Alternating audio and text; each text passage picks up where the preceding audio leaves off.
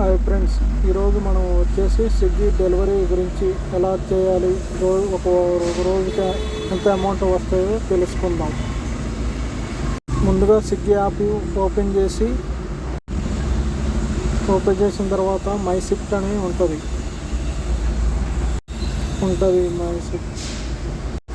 My shift అని ఉంటుంది. ఏ time దాకా మనం డెలివరీ చేయాలనుకుంటున్నాం ఆ టైం బుక్ చేసుకొని డెలివరీ అనేది చేయాలి.